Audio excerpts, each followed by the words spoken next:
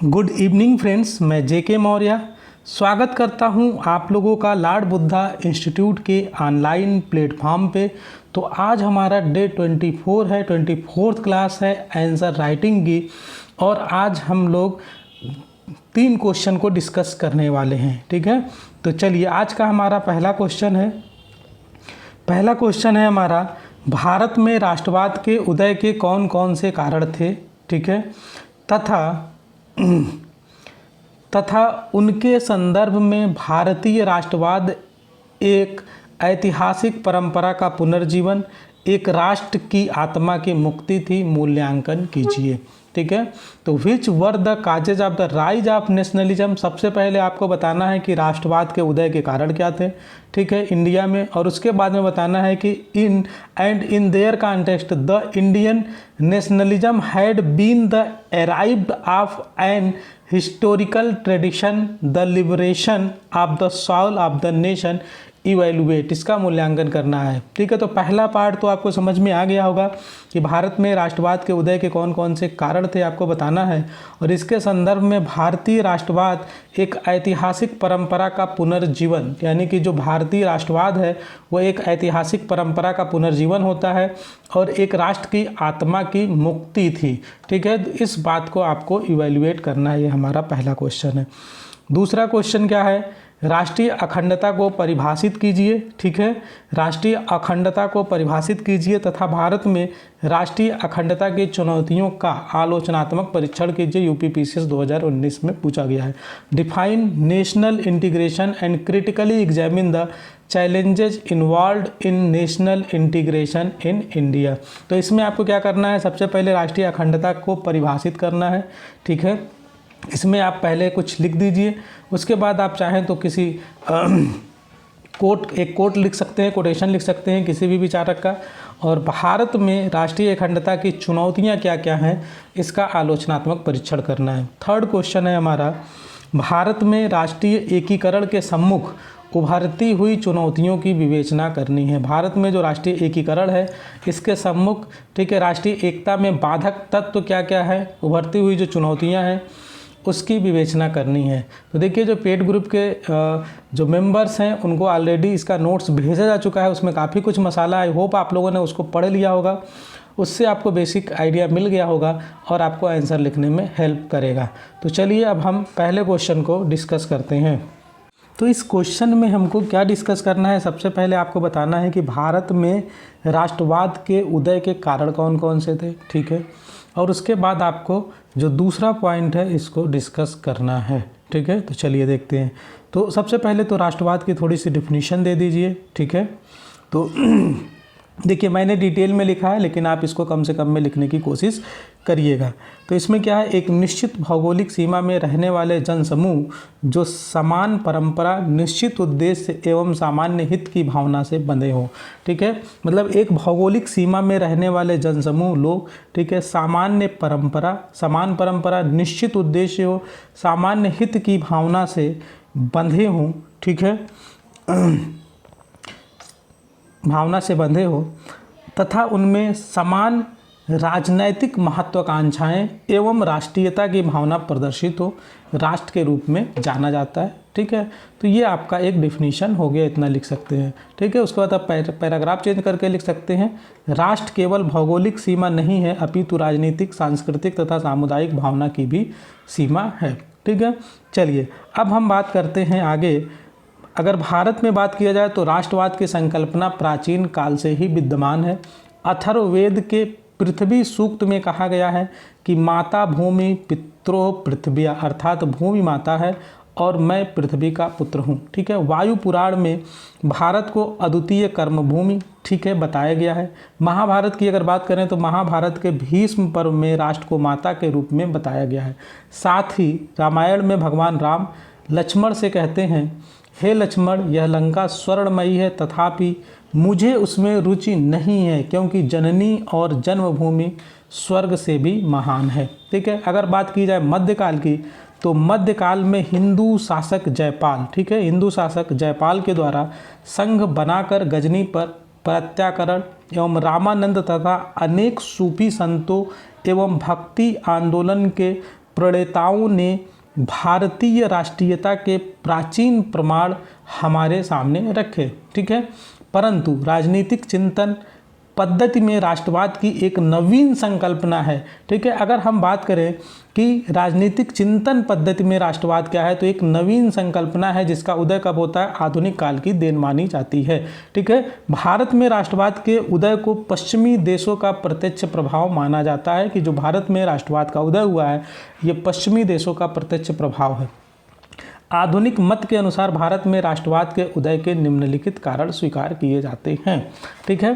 तो इस तरह से अब जो है हम आते हैं अपना जो हमारा मेन पॉइंट है कि सबसे पहले क्या पूछा गया था, निम्नलिखित मतलब कारण क्या है भारत में राष्ट्रवाद के उदय के कारण, ठीक है। तो कारण में ये कुछ पॉइंट्स हम लोग डिस्कस कर लेंगे, ठीक है। तो चलिए देखते हैं क्या क्या कारण हैं।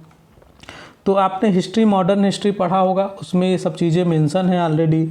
19वीं शताब्दी के सामाजिक धार्मिक आंदोलन जैसे राजा राम मोहन राय, स्वामी दयानंद, स्वामी विवेकानंद द्वारा चलाए गए आंदोलनों की प्रमुख भूमिका रही है भारत के राष्ट्रवाद में, ठीक है। इनके द्वारा समाज, शिक्षा, धर्म में व्यापक बदलाव तथा पत्र पत्रिकाओं के माध्यम से भारतीयों में नवीन चेतना का संचार किया गया, ठीक है। सेकेंड पॉइंट है भारत की राजनीतिक एकता का पुनरुत्थान अंग्रेजों के आगमन से भारत का एकीकरण हुआ। जैसे भारत क्या था, पहले छोटे छोटे टुकड़ों में बटा हुआ था, ठीक है। लेकिन अंग्रेजों ने क्या किया, एक के बाद एक राज्यों को जीत करके पूरे भारत को संगठित किया। इवन एक समय ऐसा आ गया था कि जो आपका म्यांमार है, ठीक है, वो बर्मा हुआ करता था, भारत का अंग था। यहाँ अफगानिस्तान तक भारत का अंग था, नेपाल भी भारत में था। तो इस तरह से एक अखंड भारत का निर्माण किसने किया, अंग्रेजों ने किया, जिससे राजनीतिक एकता पुनः स्थापित होने लगी। ऐतिहासिक अनुसंधान विलियम जोन्स, मैक्स मूलर जैसे विद्वानों के द्वारा भारतीय इतिहास एवं संस्कृति में किए गए अनुसंधानों ने भारतीयों के अंदर एक नए गौरव को जन्म दिया, ठीक है। तो विलियम जोन्स और मैक्स मूलर के बारे में आप लोगों ने पढ़ा होगा। इन लोगों ने भारतीय इतिहास एवं संस्कृति में अध्ययन किया, रिसर्च किया, और इससे भारतीयों के अंदर एक नए गौरव का जन्म हुआ। एक समय था, सम्राट अशोक का टाइम था, जब एक अखंड भारत हुआ करता था, और उसके बाद अंग्रेजों के समय में इतना बड़ा भारत हुआ, ठीक है। उसके बीच में अगर मध्यकाल की बात करें तो अकबर की बात कर सकते हैं, और औरंगजेब के समय में भी एक विशाल भारत था, ठीक है।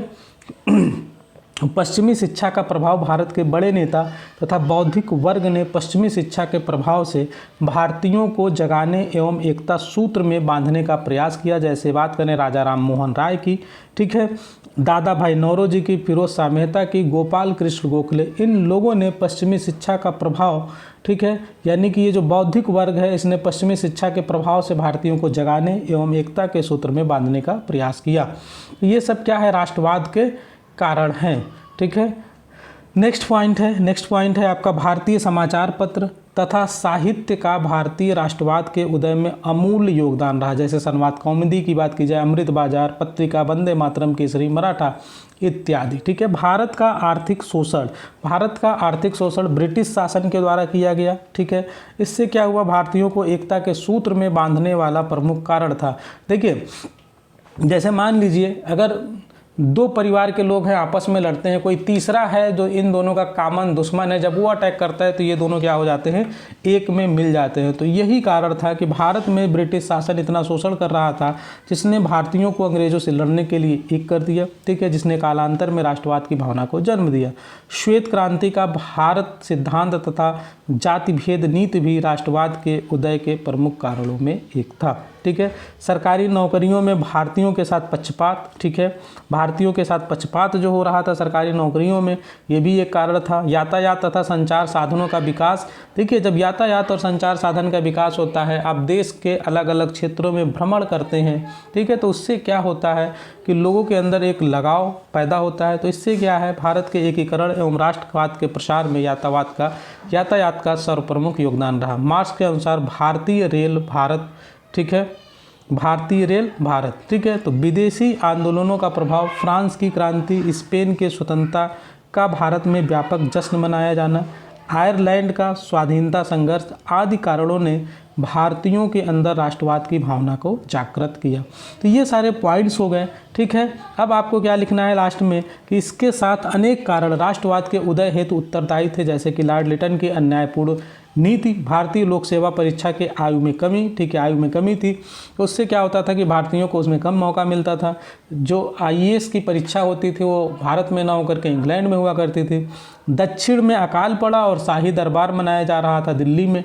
इससे भी लोगों के अंदर ये भावना जगी कि हमारे साथ भेदभाव किया जा रहा है, यानी कि हमारे लिए, हमारे देश के लोगों के बारे में, ठीक है, यानी कि जो बेसिक नीड्स है, यहाँ लोग मर रहे हैं, उधर तुम जश्न मना रहे हो, ये भी एक कारण था। अफगानिस्तान पर आक्रमण, 1878 का शस्त्र अधिनियम, vernacular press act, Lord Lytton की आर्थिक नीति, इल्बर्ट बिल, ठीक है, इल्बर्ट बिल आप लोगों को पता होगा, ठीक है। इसमें क्या था कि इल्बर्ट बिल जो आया था कि भारतीय जो हैं वो ब्रिटिश का भी, जो भारतीय जज हैं वो ब्रिटिश का भी केस सुन सकते हैं, लेकिन क्या हुआ, इसका काफ़ी विरोध किया गया और विरोध करने के बाद इसको वापस लेना पड़ा। तो इसलिए भी लोगों को लगा कि ये हमारे लिए कानून की, लोकतंत्र की बात अपने यहाँ इंग्लैंड में करते हैं, लेकिन भारत में वो किसी तरह से समानता का व्यवहार नहीं करना चाहते हैं, ठीक है। तो इससे भी लोगों के अंदर राष्ट्र के प्रति अपनी राष्ट्रवाद की भावना पनपती। तो अब इस तरह से कंक्लूजन में, लास्ट में हम कंक्लूजन की तरफ आगे बढ़ते हैं। उपयुक्त विश्लेषण के आधार पर यही प्रतीत होता है कि भारत में राष्ट्रवाद का उदय ब्रिटिश शासन की नीतियों का परिणाम है। यह पूर्णतः सत्य नहीं है, ठीक है। मोस्टली ये कहा जाता है कि भारत में जो राष्ट्रवाद का उदय हुआ था वो ब्रिटिश शासन की नीतियों का परिणाम है। हाँ, ये इसमें सच्चाई है, लेकिन पूर्णतः सत्य नहीं है। परंतु भारत में देशभक्ति जो है प्राचीन काल से विद्यमान थी, ठीक है। 14वीं 15वीं शताब्दी में भक्ति आंदोलन ने जहाँ सांस्कृतिक एकता कायम की, वहीं भारत में कृषक आंदोलन एवं सामूहिक क्रांति की धारणा भी विद्यमान थी। अब लास्ट में कंक्लूजन लिख दीजिए। कंक्लूजन में हम लिखेंगे कि समग्रता से विश्लेषण करने पर यह स्वतः सिद्ध हो जाता है कि भारतीय राष्ट्रवाद एक ऐतिहासिक परंपरा का पुनर्जीवन और एक राष्ट्र की आत्मा की मुक्ति थी। जिससे मुक्ति मिली, ठीक है, उसने स्वयं उत्प्रेरक का कार्य किया। तो इस तरह से हमारा ये कंक्लूजन कंप्लीट हो जाता है और ये हमारा आंसर कंप्लीट हो जाता है, ठीक है। तो इसमें आप क्या कर सकते हैं, देखिए जो इसमें पहला पैसेज यहाँ पे लिखा गया है, जैसे भारत में राष्ट्रवाद के उदय के कारण सीधे सीधे पूछे गए थे, तो आप यहाँ से क्या करिए कि थोड़ा सा आप राष्ट्रवाद के बारे में बता दीजिए। बहुत ज़्यादा आपको नहीं बताना है राष्ट्रवाद के बारे में, बस आप 2 से 3 लाइन में बता दीजिए। उसके बाद इसमें ये जो चीज़ें लिखी हुई हैं इसको आप 2-3 लाइनों में समेट दीजिए, ठीक है। जो यहाँ पे लिखा है भारत में राष्ट्रवाद की संकल्पना प्राचीन काल से, अब ये सब चीज़ें जो डिटेल में लिखी हुई हैं इसको आप 2 से 3 लाइनों में इसको समेट करके फिर आप आगे बढ़ जाइए। इसको हमें लिखना इसलिए है क्योंकि यहाँ पे लिखा हुआ है कि तथा उसके संदर्भ में भारतीय राष्ट्रवाद एक ऐतिहासिक परंपरा का पुनर्जीवन, यानी कि राष्ट्रवाद के आने से भारत की जो ऐतिहासिक परंपरा थी उसका पुनर्जीवन होता है, ठीक है। और एक राष्ट्र की आत्मा की मुक्ति, यानी राष्ट्रवाद से क्या हुआ, एक राष्ट्र की, जैसे कि हम स्वतंत्र थे, अंग्रेजों के अधीन थे, उससे मुक्ति मिलती है और ऐतिहासिक परंपरा का पुनर्जीवन होता है। तो इस बात को लिखना है, तो इसलिए हमको थोड़ा सा प्राचीन काल से लेकर के चलते हुए चलना है। आई होप आपको ये क्वेश्चन का आंसर समझ में आ गया होगा। चलिए अब नेक्स्ट क्वेश्चन देखते हैं।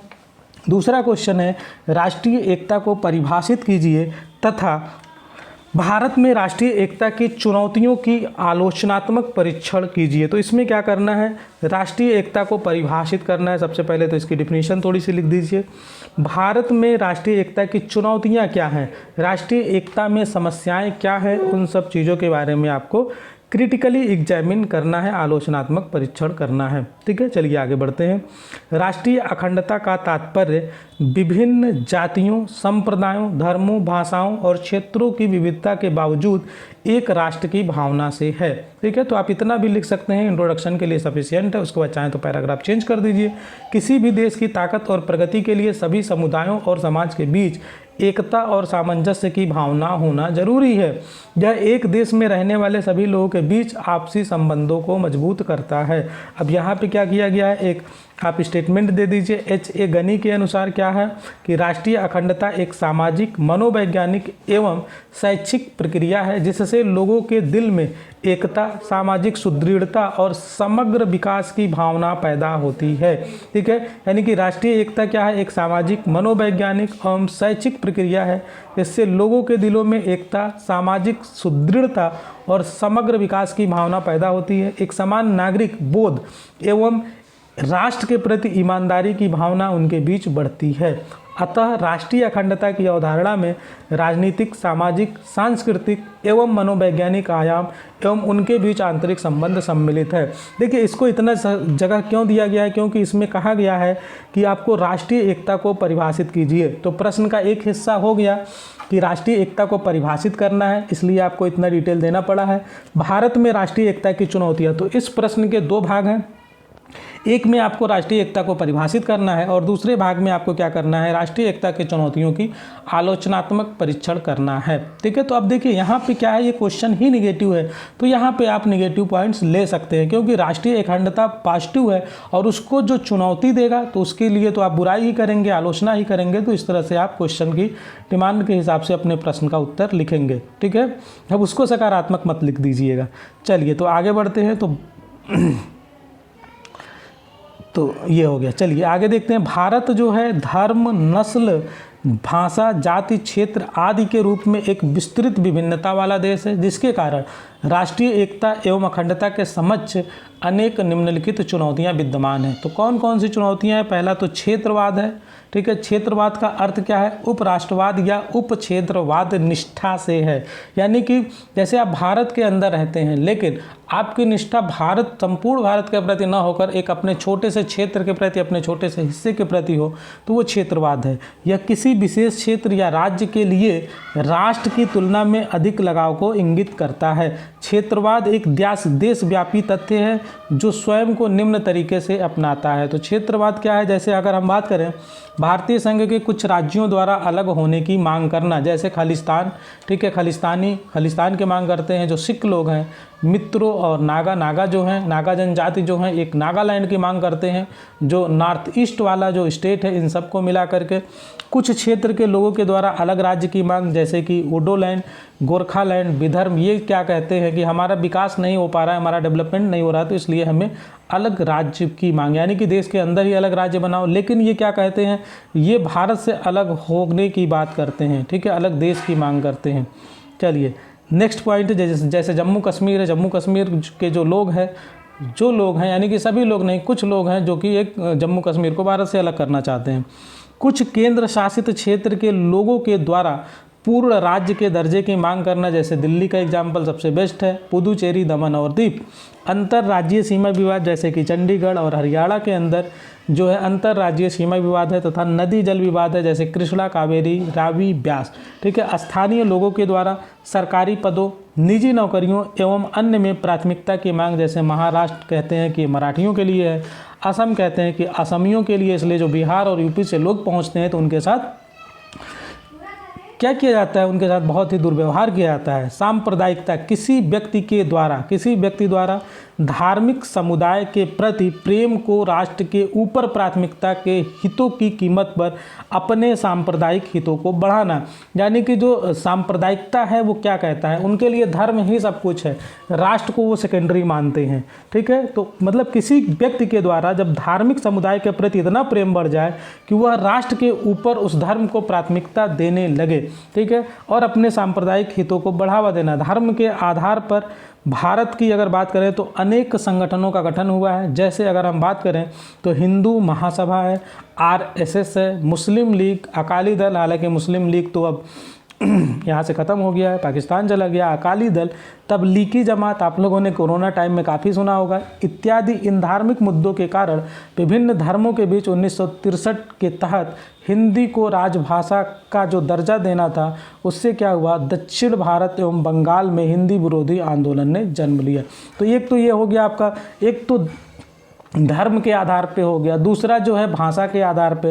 ठीक है, तो जो साउथ के लोग हैं वो लोग हिंदी को नहीं अपनाना चाहते हैं, वो कहते हैं नॉर्थ इंडिया है, तो इसीलिए हिंदी को राष्ट्रीय भाषा का दर्जा नहीं मिल पाया, जिसके परिणाम स्वरूप हिंदी भारत की समग्र संस्कृति की लोक भाषा के रूप में नहीं उभर सकी है। तो भाषावाद से, ठीक है, भाषावाद की परेशानी हाल के समय में कुछ क्षेत्रीय दलों में भी वृद्धि हुई, जैसे TDP, AGP, शिवसेना। ठीक है, तो ये सब क्या है, कुछ क्षेत्रीय दल हैं जो कि भाषा के आधार पे इनका क्या हुआ है, इनका गठन हुआ है और ये आगे बढ़े। तो इस प्रकार उपयुक्त विश्लेषण से स्पष्ट होता है कि भारतीय राष्ट्र की एकता एवं अखंडता के प्रति अनेक समस्याएं एवं चुनौतियां विद्यमान हैं। अतः भारत को इन चुनौतियों से निपटने के लिए इसमें समन्वय नीति पर बल देकर राष्ट्र की एकता एवं अखंडता को अक्षुण्ण करना होगा। तो इस तरह से हमारा जो आज का ये 2 क्वेश्चन है वो कंप्लीट हो गया है। एक क्वेश्चन और तीसरा क्वेश्चन दिया गया था, उसको आप लोग लिखने की कोशिश करिएगा, उसका मॉडल आंसर मैं आप लोगों को उपलब्ध करा दूंगा। ठीक है, तो बस ये आज की क्लास थोड़ी सी छोटी हो गई क्योंकि क्वेश्चन थोड़ा सा छोटा था, और इस तरह से आप लोग अपनी प्रिपरेशन करते रहें। थैंक यू गाइज, मिलते हैं नेक्स्ट क्लास में।